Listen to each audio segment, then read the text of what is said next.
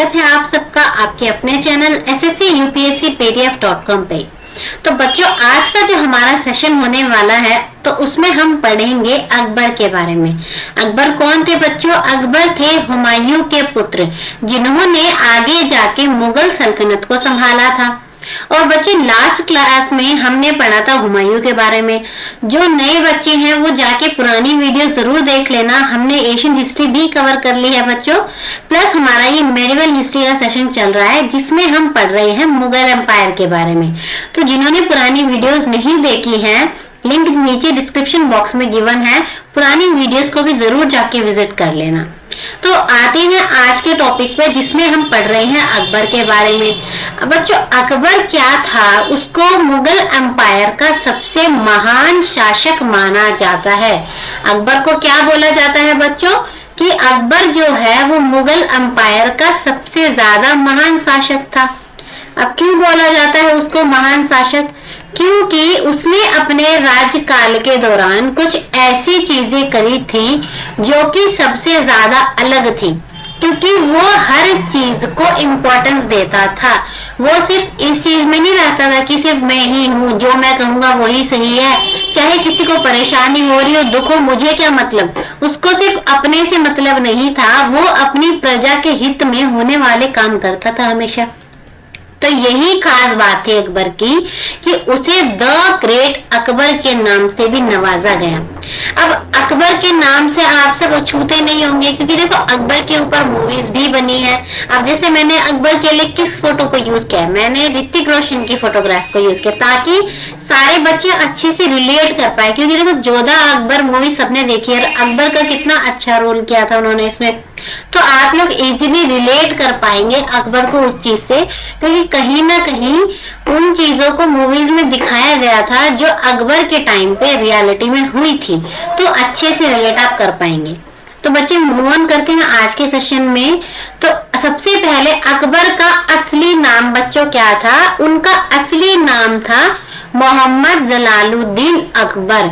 जब उनका जन्म हुआ तो उनके माता पिता ने उनका नाम रखा था मोहम्मद जलालुद्दीन। और अकबर उनका नाम कब पड़ा?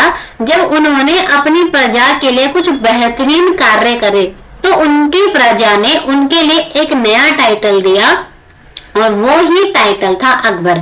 इसलिए उनको ज्यादातर अकबर नाम से जाना जाता है। लेकिन अगर आपको पूछा जाए कि रियल नेम क्या है अकबर का, एग्जाम में अगर पूछा जाए कि रियल नेम क्या है, तो बच्चों आपका आंसर होगा मोहम्मद जलालुद्दीन। अब इनका जन्म कब हुआ था बच्चों? इनका जन्म हुआ था 15 अक्टूबर 1542 में। और कहाँ पर हुआ था इनका जन्म? इनका जन्म हुआ था अमरकोट में। अगर जिन बच्चों ने पुरानी क्लास देखी है तो वहां पे मैंने अच्छे से एक्सप्लेन किया है कि जब हुमायूं इनके पिता को इंडिया से बाहर भागना पड़ा था ईरान में शेल्टर लेने के लिए, वहां पे इनकी मुलाकात हुई थी हमीदा बानो से। और जब हमीदा बानो से हुमायूं ने शादी की तो उसके बाद उन्हें ईरान से भी निकाल दिया गया। तो जब वो ईरान से बाहर निकले और इंडिया की तरफ जा रहे थे तो वो पहुंचे थे जम्मू कश्मीर में। और जम्मू कश्मीर में ही ये जगह है अमरकोट। तो अमरकोट कहाँ जगह है? जम्मू कश्मीर में, जहाँ पे हुमायूं ने अमरकोट के राजा से हेल्प मांगी थी। और वहीं पे उनका बेटा, पहला बेटा जो कि अकबर के नाम से प्रसिद्ध हुआ, उसका जन्म हुआ था। तो इस तरीके से हुआ था अकबर का जन्म अमरकोट में। अब ये किसके सक्सेसर है? मैंने आपको बता दिया, हुमायूं के। और इनकी माँ कौन है बच्चों? इनकी माँ है हमीदा बानो, जिनके साथ इनके पिता ने शादी करी थी ईरान के अंदर। इसके बाद बच्चों ये महज 14 साल की उम्र में ही रूलर बन गए थे। अब आखिर ऐसा क्या हुआ कि इतनी छोटी उम्र में एक बच्चे को रूलर बना दिया गया? अब बच्चों क्या हुआ कि 1555 में हुमायूं का शासन दोबारा से दिल्ली पे लागू हुआ, लेकिन बदकिस्मती से सिर्फ एक ही साल उनका शासन रह पाया और 1556 में उनकी मृत्यु हो गई। और जब 1556 में हुमायूं की मृत्यु हुई तो अकबर केवल 14 साल के थे।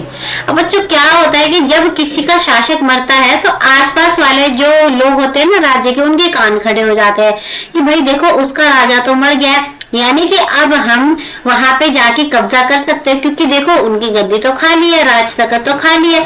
तो हम वहां पे जाके अटैक करेंगे और वहां पे जाके कब्जा कर लेंगे।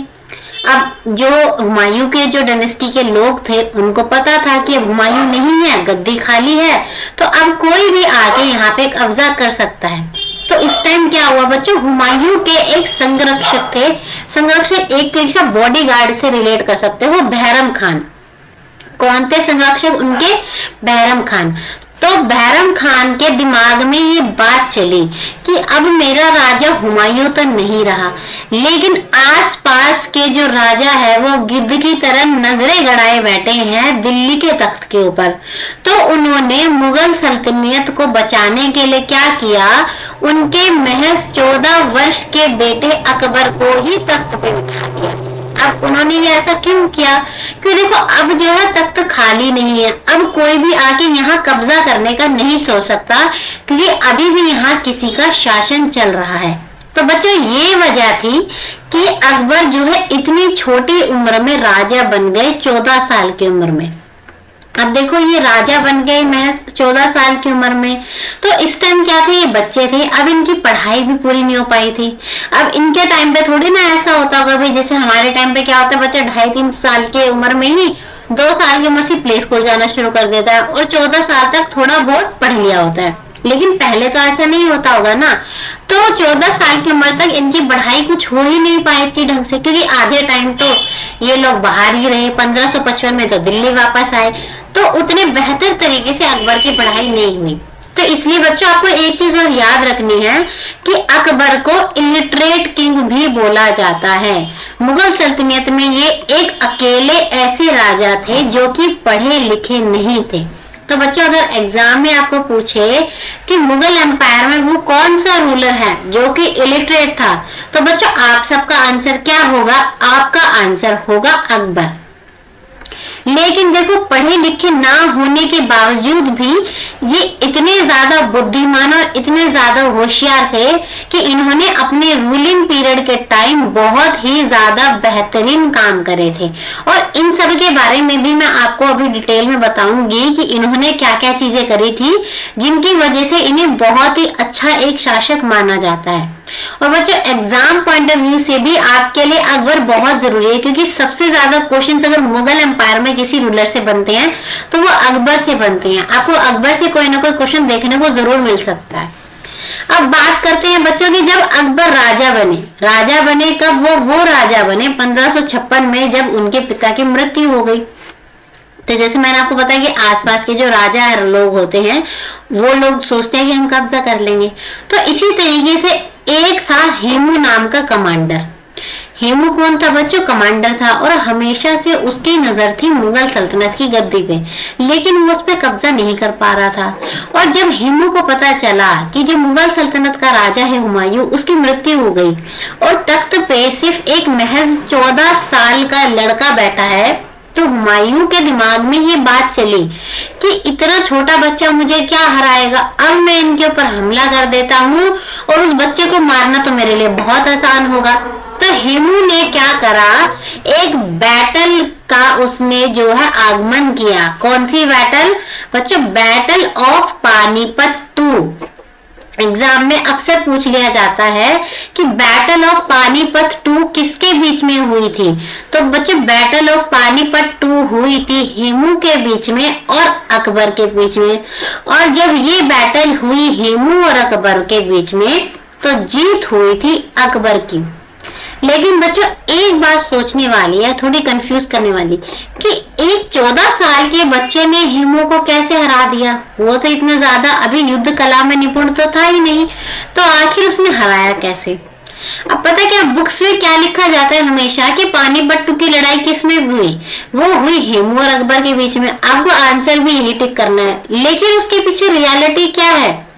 अभी मैंने आपको क्या बताया कि जो बहरम खान थे वो हुमायूं के संरक्षक थे और उन्होंने ही अकबर को गद्दी पे बैठाया था। तो बच्चों जो असलियत में फाइट हुई थी वो हुई थी हेमू के बीच में और बहरम खान के बीच में, यानी अकबर की तरफ से वो फाइट किसने लड़ी थी?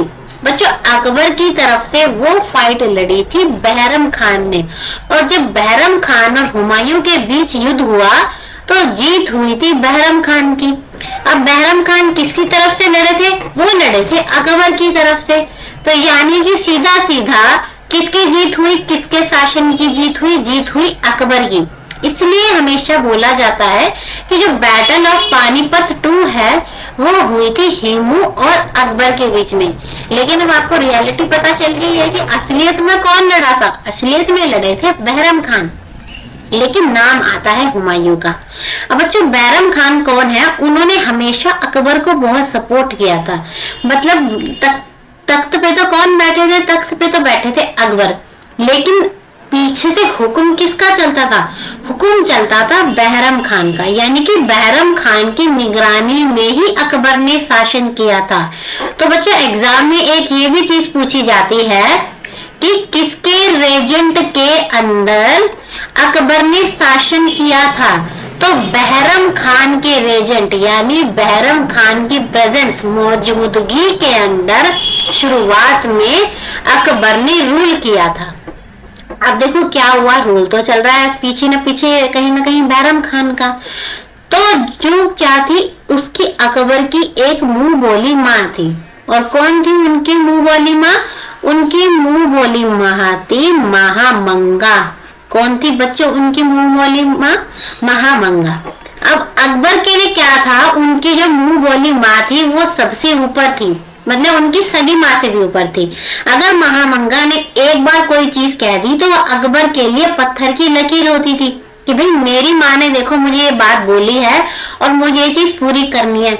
अब महामंगा को ये चीज बर्दाश्त नहीं हो रही थी कि एक कमांडर कैसे शासन पे राज कर रहा है। मतलब होता ना कि किसी की पीठ पे कंधे पे रख के बंदूक चला दो। कंधा किसका था? अकबर का। लेकिन बंदूक किसकी चल रही थी? बंदूक चल रही थी बहरम खान की। तो महामंगा को ये चीज बर्दाश्त नहीं हुई कि एक कमांडर कैसे मुगल शासन को चला रहा है।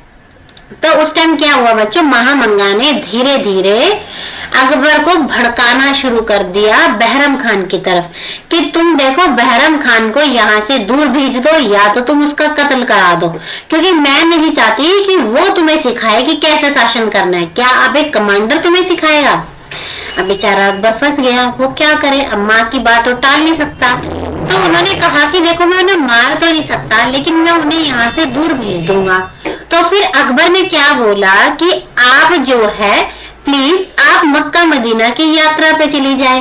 तो बहरम खान अब राजा की बात नहीं टाल सकते, तो बहरम खान मुगल सल्तनत को छोड़ के चले गए मक्का मदीना की यात्रा पे। और जब वो हज यात्रा पे जा रहे थे तो वहीं पे रास्ते में इनकी मृत्यु हो गई। और कब हुई इनकी मृत्यु बच्चों? 1560 के अंदर। अब देखो ये नहीं पता कि नेचुरल मृत्यु हुई, महामंगा के लोगों ने मरवाया, अकबर के लोगों ने मरवाया, ये नहीं पता। अब जब 1560 में बहरम खान की मृत्यु हुई तो इसके बाद अकबर बन गया इंडिपेंडेंट किंग, यानी कि अब वो किसी की निगरानी के अंडर रूल नहीं कर रहा था, अब रूल हो गया अकबर का। अब मैंने आपको यही सारी चीजें बच्चे एक्सप्लेन करी कि Hemu attacked Akbar in battle of Panipat 2। Akbar von this battle under the presence of Bahram Khan. Exam में पूछा जाता है ये चीज। इसके बाद बहरम खान की मृत्यु हो गई 1560 में और फिर 1560 में ये बन गए इंडिपेंडेंट किंग। अब आगे देखते हैं बच्चों, आगे और क्या चीजें हैं पढ़ने के लिए। बच्चों बहरम खान तो चले गए, उनकी मृत्यु भी हो गई, लेकिन महामंगा की कॉन्स्पिरेसी के कारण बहरम खान को जाना पड़ा। तो अब भी क्या हुआ, नाम के लिए तो अकबर बन गए इंडिपेंडेंट किंग, लेकिन अब किसने राज अपना चलाना शुरू कर दिया? राज चलाना शुरू कर दिया महामंगा ने। और 1560 से लेके बच्चों 1562 तक महामंगा ने ही राज किया। मतलब फिर वही बात हुई कि बंदूक किसकी चली? बंदूक चली महामंगा की और कंधा था हमेशा अकबर का। अब 1560 से 1562 तक राज रहा था महामंगा का, लेकिन नाम चलता था अकबर का ही। तो इसीलिए इस टाइम को बोलते हैं कि इस टाइम पे मुगल एम्पायर को किसने रूल किया था? हरम गवर्नमेंट ने रूल किया था। अब इसको हरम गवर्नमेंट का नाम क्यों दिया? क्योंकि बच्चों मुगल शासन में क्या होता था कि औरतों के लिए स्पेशल एक जगह बनाई जाती थी रहने के लिए, जहाँ पे सिर्फ और सिर्फ राजा की एंट्री होती थी। उसके अलावा कोई भी दूसरा पुरुष वहां पे एंट्री नहीं कर सकता था। और उस जगह को कहा जाता था हरम, जहाँ पे महल की सारी औरतें रहती थी। अब एक औरत ने रूल किया मुगल एम्पायर पे, इसलिए इसको बोला गया कि Mughal empire was ruled by harem government during the period of 1560 to 1562। अब आपको याद रखना है बच्चों कि हरम गवर्नमेंट का दूसरा भी नाम है, इसका दूसरा नाम है बच्चों पेटीकोट गवर्नमेंट। अगर आपको एग्जाम में पूछ लिया जाए कि पेटीकोट गवर्नमेंट या हरम गवर्नमेंट किससे रिलेट करती है, तो वो अकबर के शासनकाल से रिलेट करती है, क्योंकि इस टाइम महामंगा ने रूल किया था। जैसे कि यहाँ पे बताया गया ना कि हरम गवर्नमेंट वाज रूल्ड बाय महामंगा। अब 1562 तक महामंगा का राज चला, लेकिन अब 1562 तक क्या हुआ, अकबर एक फुली राजा बन चुका था कि वो अपने राज्य पे शासन कर सके, क्योंकि 1562 तक इनकी उम्र हो गई थी 20 साल और अब ये अपने मुगल सल्तनत पे खुद से राज करने के लिए पूरी तरह तैयार हो चुके थे। अब बच्चों पढ़ेंगे कुछ चीजें कि अकबर के टाइम पे क्या क्या चीजें को क्या कहा जाता था या उन्होंने क्या क्या काम करे अपने रूलिंग पीरियड में, क्योंकि अभी तक तो क्या था, सिर्फ अकबर का नाम चल रहा था, पीछे से कोई रूल कर रहा था, लेकिन अब अकबर आ गए खुद से रूल करने के लिए। आपको एक चीज याद रखनी है बच्चों, जो एग्जाम में अक्सर पूछ ली जाती है कि अकबर के टाइम पे जो मिलिट्री हेड था उसको क्या कहते थे बच्चों, उसको जाना जाता था मीर बख्शी के नाम से। तो एग्जाम में आपको पूछ सकते हैं और पूछा भी गया है पहले कि मिलिट्री हेड अकबर के रीजन में किस नाम से जाने जाते थे, तो बच्चों वो जाने जाते थे मीर बख्शी के नाम से। उन्होंने क्या नाम दिया था मिलिट्री हेड को, मीर बख्शी। इन्होंने बच्चों 1562 में स्लेवरी सिस्टम को खत्म कर दिया। इन्होंने ये बहुत अच्छा काम करा। अब स्लेवरी सिस्टम क्या होता है बच्चों, स्लेवरी सिस्टम का मतलब है कि आप कहीं भी युद्ध पे गए और आप वहां जीत गए, तो आप क्या करते थे, जो राजा लोग थे वो जब युद्ध में जीतते थे तो वहां से लोगों को बंदी बना के ले आते थे और उन्हें अपने यहाँ स्लेव बना के रख लेते थे। स्लेव यानी कि नौकर। ये एक तरीके से प्रथा चलती आ रही थी कि लोगों को, औरतों को वहां से पकड़ के लाओ और अपने यहाँ नौकर यानी स्लेव बना के रख लो, और वो लोग उन स्लेवों पे बहुत ज्यादा अत्याचार भी करते थे। और उन लोगों का मानना क्या होता था कि जिस राजा के पास जितने ज्यादा स्लेव हैं यानी कि वो उतना ज्यादा पावरफुल है। तो अकबर ने सबसे पहले तो इसी सिस्टम को खत्म किया जब वो 1562 में राजा बना फुली तरीके से, कि मुझे ये स्लेवरी सिस्टम खत्म करना है, क्योंकि मैं नहीं चाहता कि लोगों पे इस तरीके का अत्याचार हो। तो बच्चों देख रहे हो, आपको पता चल रहा है कि अकबर जो है कहीं ना कहीं लोगों के बारे में बहुत कुछ सोचता था। इसके बाद 1563 में इन्होंने पिलग्रिम टैक्स को भी खत्म कर दिया।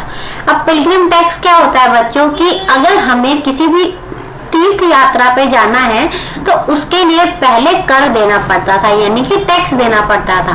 तो अकबर ने बोला कि हर इंसान को अपने धर्म के हिसाब से पूजा करने की जो है छूट होनी चाहिए और अपने भगवान के मंदिर में जाने की भी छूट होनी चाहिए। तो इसके लिए क्यों कर लेना है, इसके लिए टैक्स क्यों लेना है आखिर। तो अकबर ने 1563 में पिलग्रिम टैक्स को भी खत्म कर दिया ताकि लोग अपनी मर्जी से अपने भगवान की पूजा पाठ कर सके। इसके बाद बच्चों नेक्स्ट ईयर में इन्होंने जजिया को भी खत्म कर दिया। अब जजिया कौन सा टैक्स होता था बच्चों, जो कि नॉन मुस्लिम से लिया जाता था। पहले भी मैं इसके बारे में एक्सप्लेन कर चुकी हूँ कि जो लोग मुस्लिम नहीं है उन्हें एक जजिया नाम का टैक्स देना पड़ता था, चाहे वो हिंदू हो, चाहे वो ब्राह्मण हो, चाहे वो औरतें हो। बस अगर तुम मुस्लिम नहीं हो तो तुम्हें ये कर देना पड़ेगा। अब अकबर ने इस चीज को भी बंद किया कि भाई क्यों दे, उनकी क्या गलती है कि वो मुस्लिम नहीं है, या हमने ऐसा कौन सा अच्छा काम कर दिया कि हम मुस्लिम पैदा हुए और हमें कर नहीं देना। सारे धर्म बराबर हैं, तो वो क्यों अपना धर्म मुसलमान ना होने पे हमें टैक्स दे। तो उन्होंने जजिया कर को भी खत्म कर दिया। तो इन्होंने बहुत अच्छे अच्छे काम करे थे अपने राज्यकाल के दौरान। उसके बाद बच्चों उन्होंने फतेहपुर सीकरी को अपना कैपिटल बनाया था 1571 में, और वहीं पे उन्होंने द फेमस बुलंद दरवाजा भी बनाया था। आपको बच्चों याद रखना है, एग्जाम में अक्सर पूछ लिया जाता है कि बुलंद दरवाजा कहाँ पे सिचुएटेड है, तो बुलंद दरवाजा फतेहपुर सीकरी में है। जो फतेहपुर सीकरी का मेन एंट्रेंस है वहीं पे ये बुलंद दरवाजा बनाया हुआ है। तो आपको ये चीज याद रखनी है क्योंकि एग्जाम में पूछा जा चुका है ये। उसके बाद बच्चों इन्होंने जो है इबादत खाना नाम की एक जगह बताई। अब इबादत खाना क्या है, जैसे मैंने आपको बताया कि वो सारे धर्मों में मानते थे, वो सिर्फ ये नहीं बोलते थे कि मुसलमान धर्म जो है वो सबसे बड़ा है। उनका मानना क्या था कि सारे धर्म बराबर हैं, तो हमें हर धर्म को इक्वल इम्पोर्टेंस देनी चाहिए।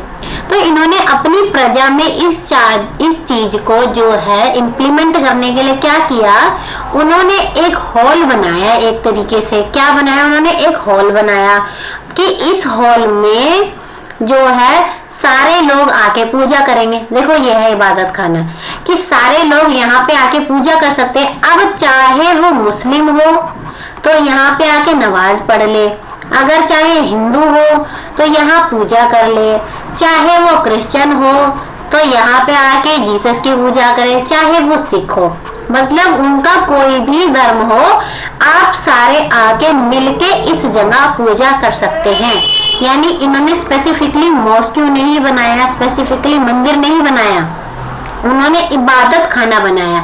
यानी जहाँ पे आप भगवान की पूजा करो, चाहे आपका भगवान कोई भी हो। लेकिन उनकी जो ये चीज है बच्चों कहीं ना कहीं सक्सेसफुल नहीं हो पाई, क्योंकि लोगों के अंदर ना बहुत भरा हुआ था ये चीज कि हम मुसलमान के साथ क्यों बैठे, हम हिंदू के साथ क्यों बैठे, हम सिखों के साथ क्यों बैठे। तो उनकी ये कोशिश इतनी ज्यादा कामयाब नहीं हो पाई। इसके बाद बच्चों उन्होंने एक और चीज की धर्म के लिए। अब उन्होंने क्या करा कि चलो इबादत खाना तो उनका नहीं इतना चल पाया, तो उन्होंने एक नया धर्म ही बना दिया 1582 के अंदर। और वो धर्म क्या कहलाया बच्चों, दीन-ए इलाही। उन्होंने दीन-ए इलाही धर्म का निर्माण किया। अब दीन-ए इलाही धर्म क्या है, ये धर्म वो है बच्चों, ना तो जो मुसलमान धर्म मानता हो, ना तो जो हिंदू धर्म मानता हो, ना तो जो क्रिश्चियन धर्म मानता हो, ना ही सिख।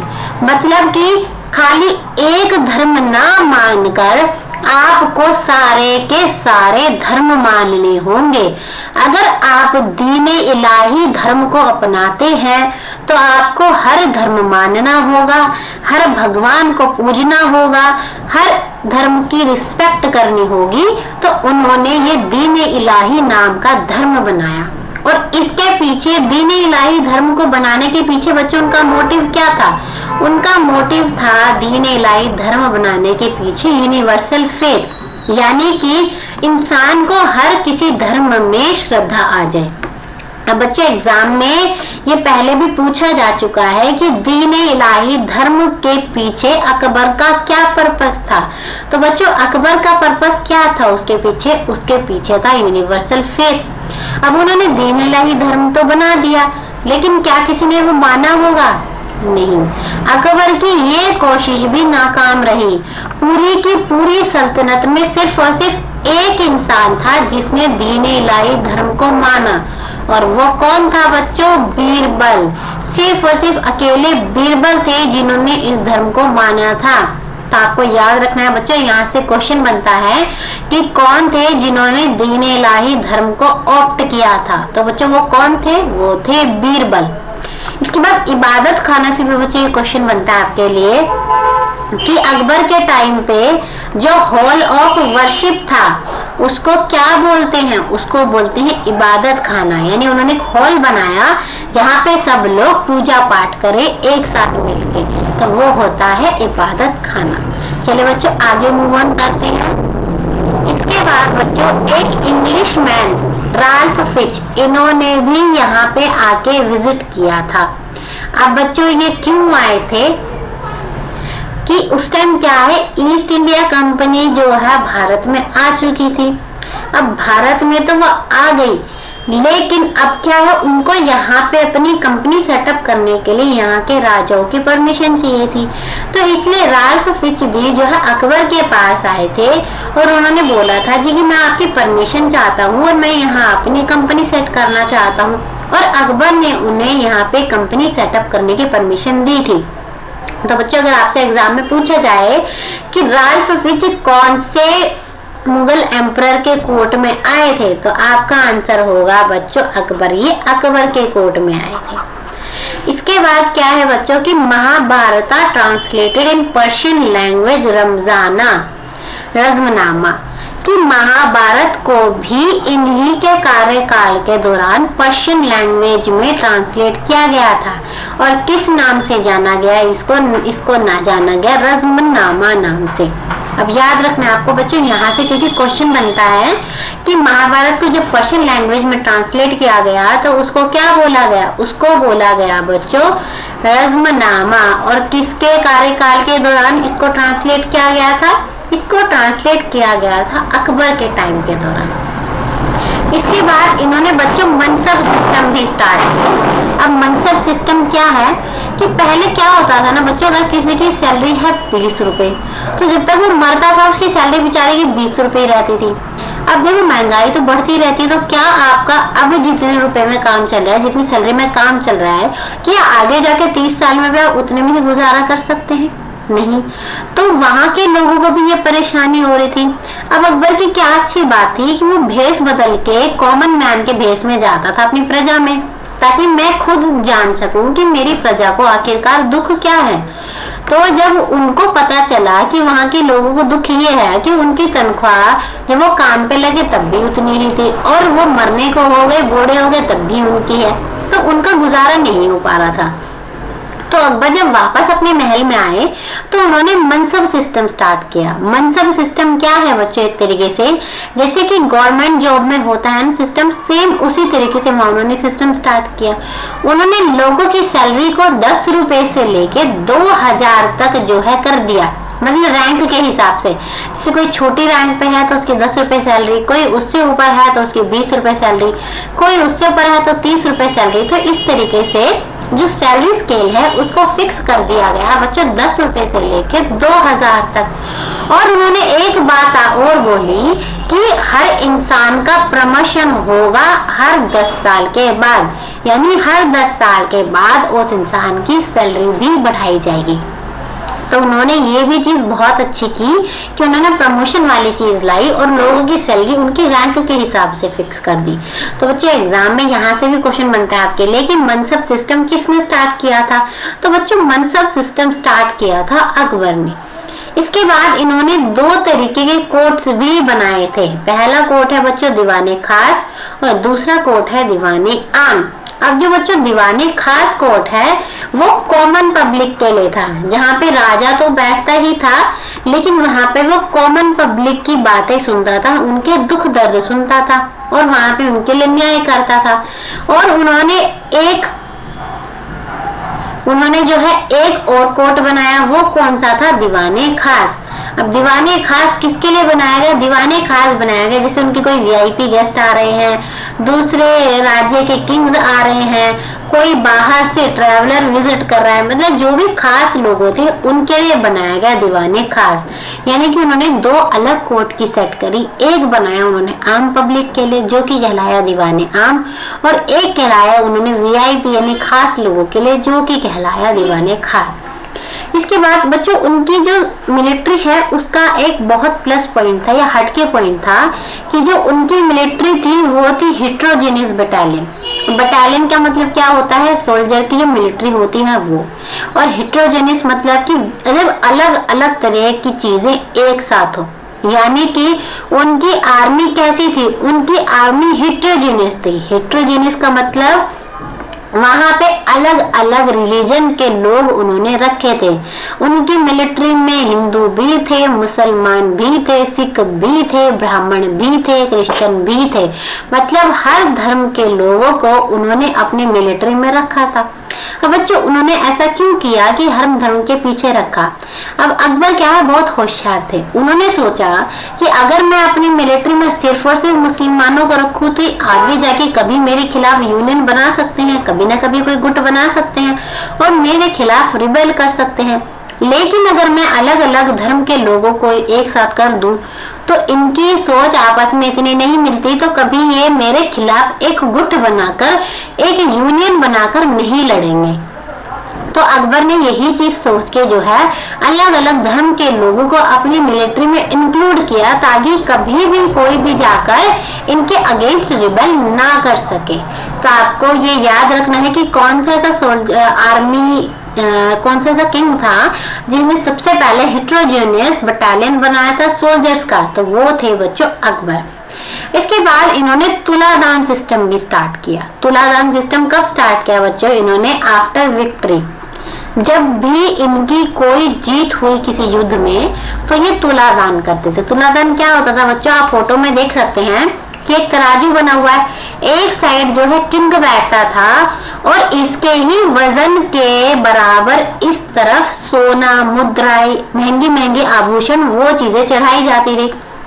और जितना किंग का वजन है उतने ही वजन के आभूषण या फिर मुद्राएं, सोना यहाँ पे चढ़ाया जाता था और वो बाद में दान कर दिया जाता था आम पब्लिक के अंदर। तो इसको बोला गया तुलादान, यानी कि जब तोल के वजन के बराबर दान करा जाए।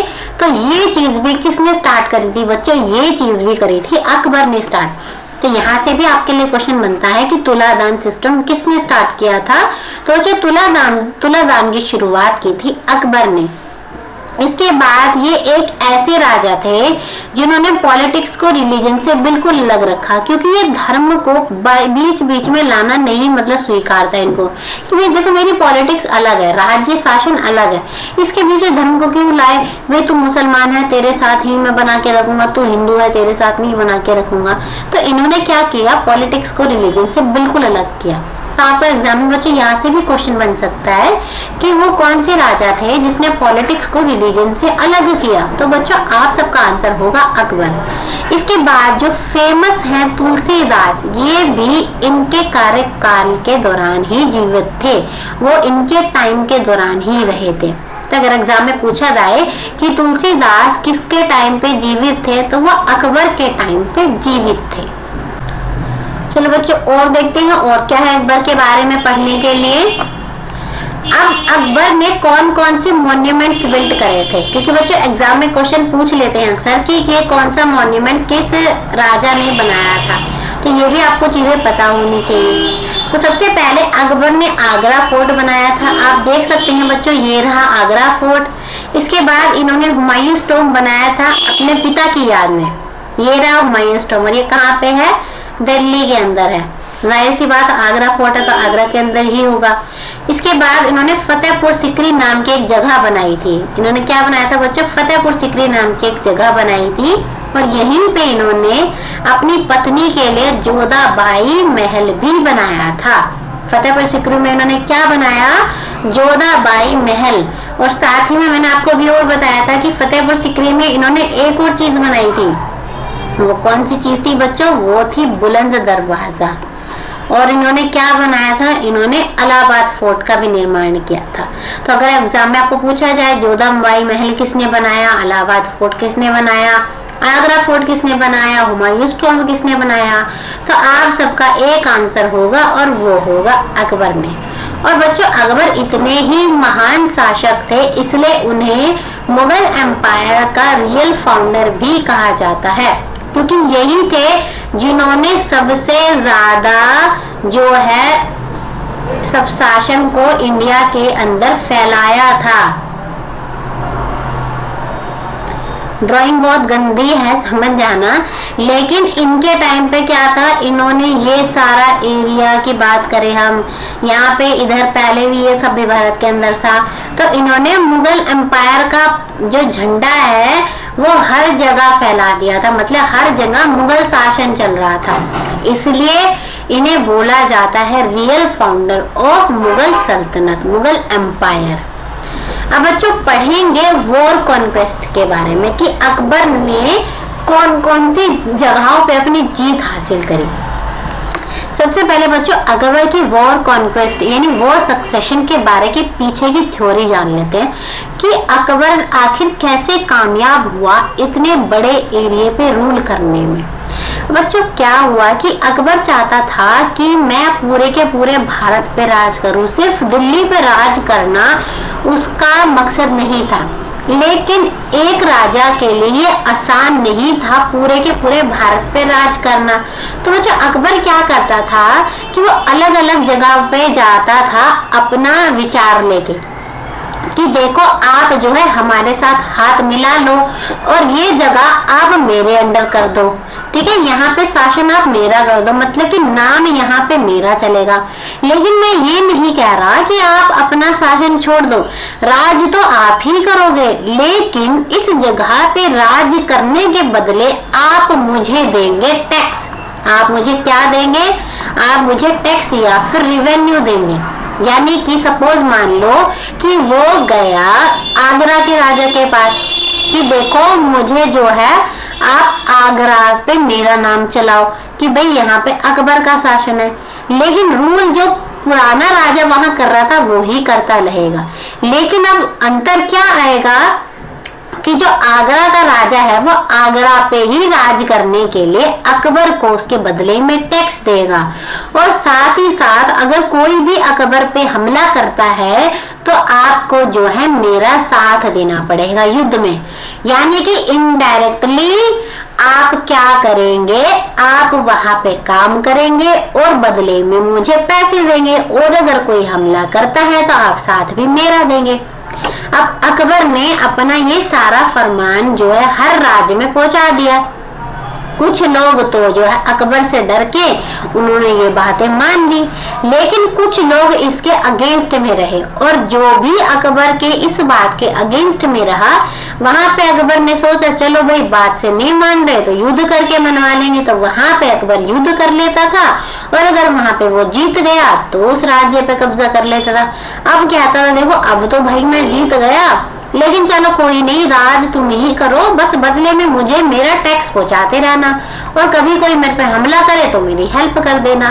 तो ये थ्योरी थी अकबर की पूरे भारत पे राज करने के लिए। इसलिए ही अकबर इतने ज्यादा एरिया में राज कर पाया, क्योंकि वो शासन उन्हीं का रहने देता था, बदले में बस टैक्स ले लेता था उनसे।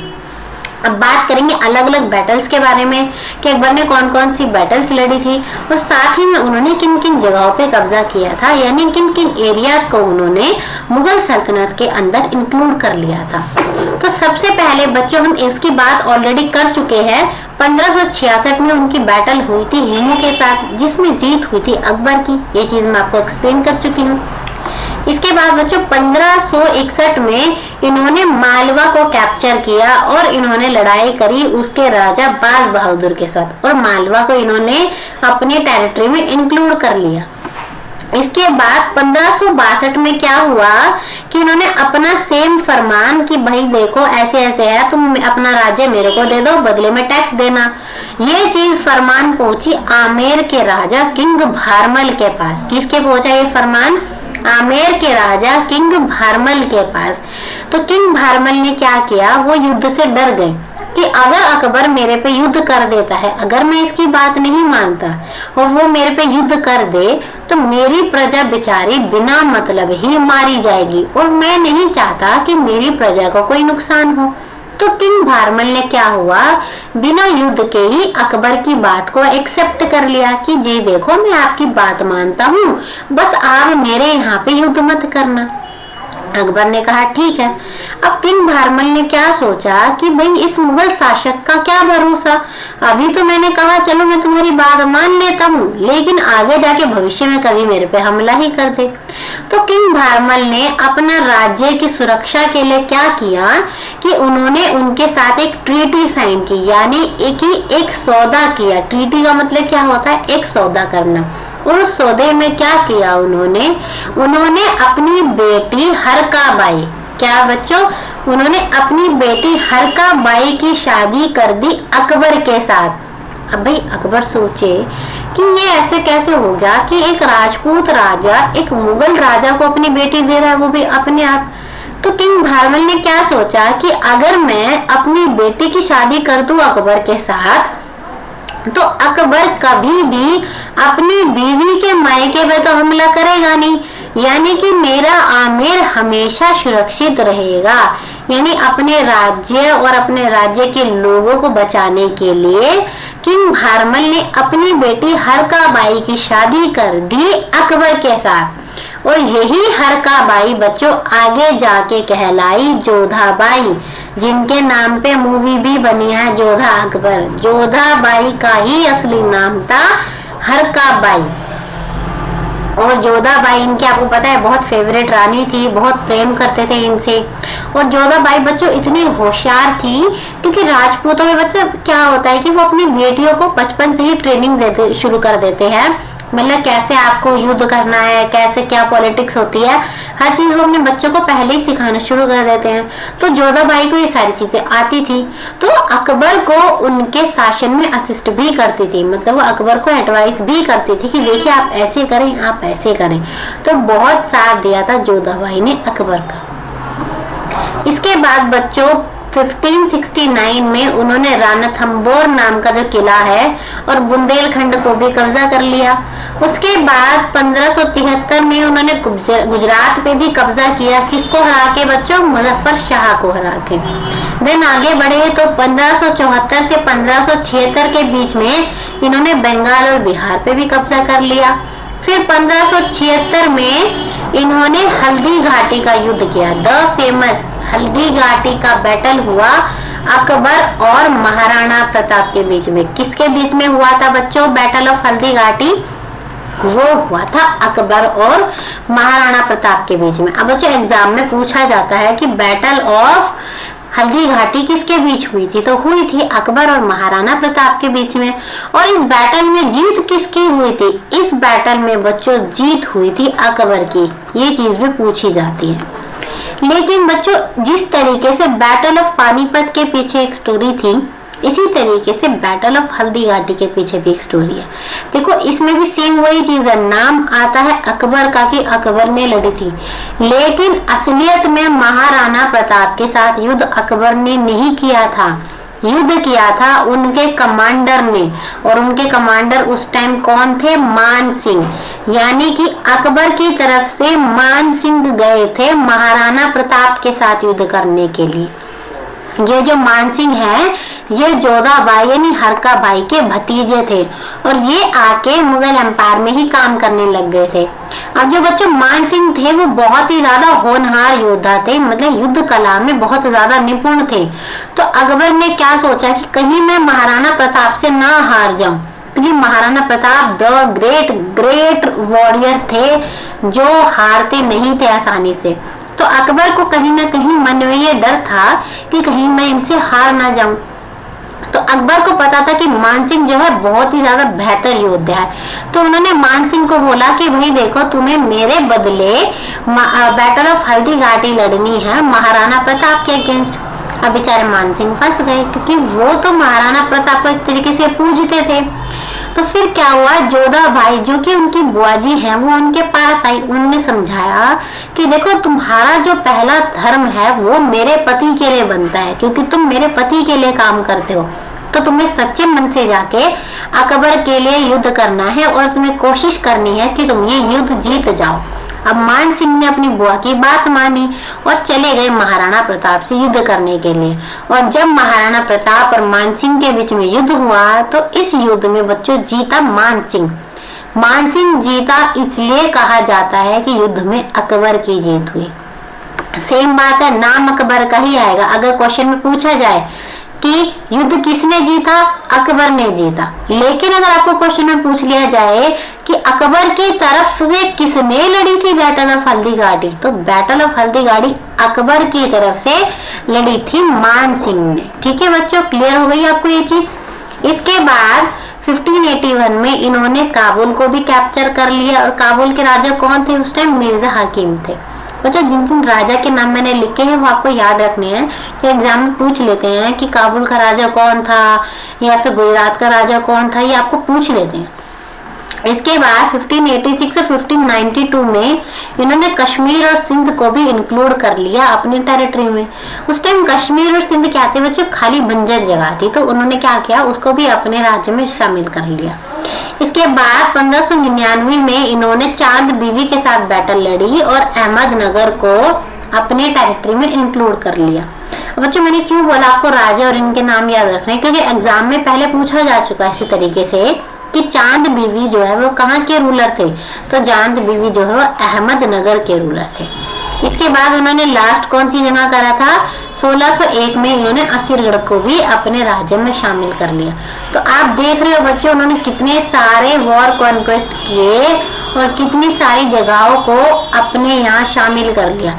ये बच्चों ये जगह तो वो है जहाँ उन्होंने युद्ध करके शामिल किया, तो कुछ लोगों ने तो अपने आप ही शामिल हो गए थे, तो इसलिए बोला जाता है द ग्रेट अकबर, क्योंकि उन्होंने मुगल एम्पायर को बहुत ज्यादा फैला दिया था।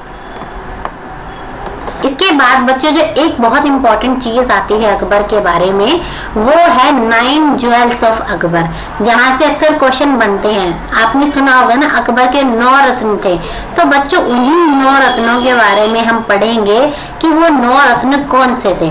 तो सबसे पहले 9 रत्नों में जो रत्न है वो है बीरबल, और बीरबल का असली नाम क्या है बच्चों, उनका असली नाम है महेश दास।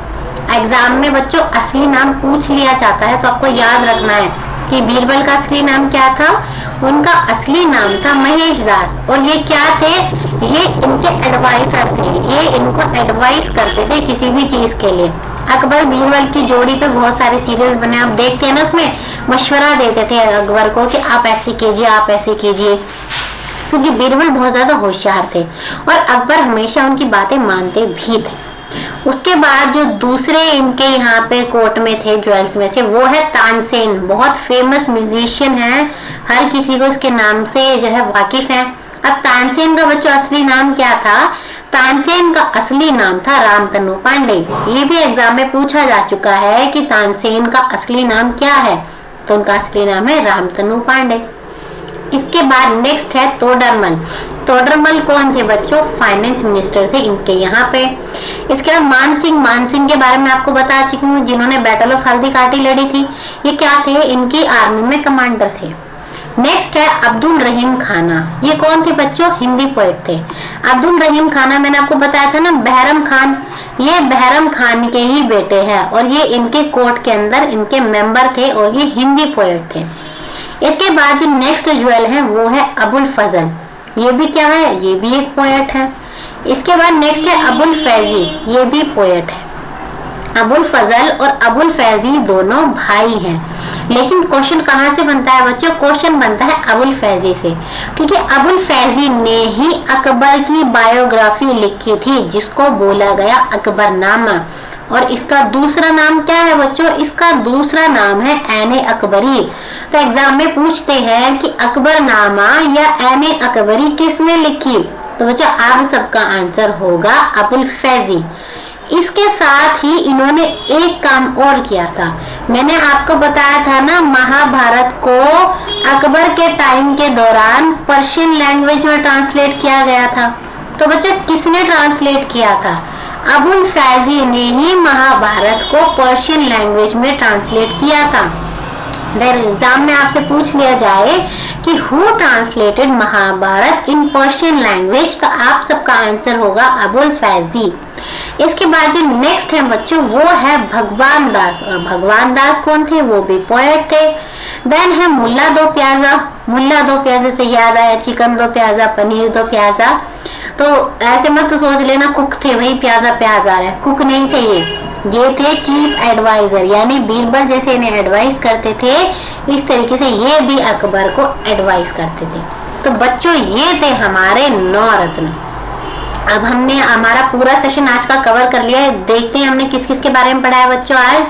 सबसे पहले हमने डिस्कस किया बच्चों अकबर के बारे में कि उनका जन्म कहाँ हुआ, कैसे वो राजा बने, उनसे पहले किन लोगों ने उनके कंधे पे बंदूक रख के राज्य चलाया, देन उन्होंने क्या क्या अच्छी चीजें करी थी अपने राज्य काल के दौरान, फिर कौन कौन उनके यहाँ आया, उनकी आर्मी कैसी थी, इसके बाद उन्होंने कौन कौन से मॉन्यूमेंट्स बिल्ड किए थे, इनका वॉर सक्सेशन, वॉर कॉन्क्वेस्ट यानी कहाँ कहाँ उन्होंने कब्जा किया, किन किन जगहों को अपनी सल्तनत में शामिल किया।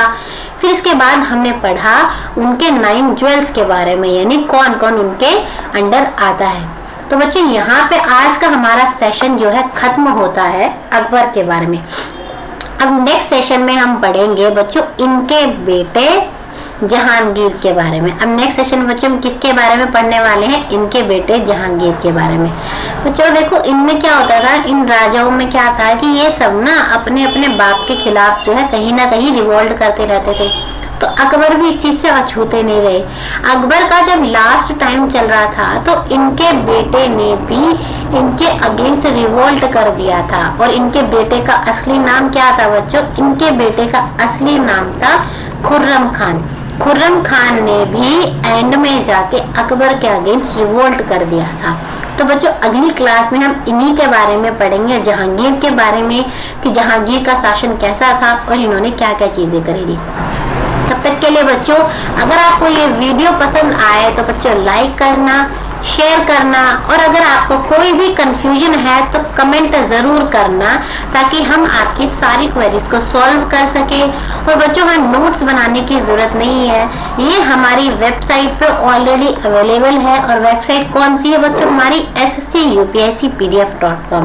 और गाइस अगर आपको हमारी वीडियोस पसंद आ रही है, हमारा पढ़ाने का तरीका अच्छा लग रहा है, हमारा कंटेंट पसंद आ रहा है, तो बच्चों चैनल को जरूर सब्सक्राइब करें और जो बेल आइकन है उसको प्रेस करें ताकि आपको हमारी वीडियो की नोटिफिकेशन साथ के साथ मिल जाए और आपकी कोई भी क्लास जो है मिस ना हो पाए। तब तक के लिए बच्चों वीडियो को बार बार देखें, अगर ना समझ आए तो कमेंट करें।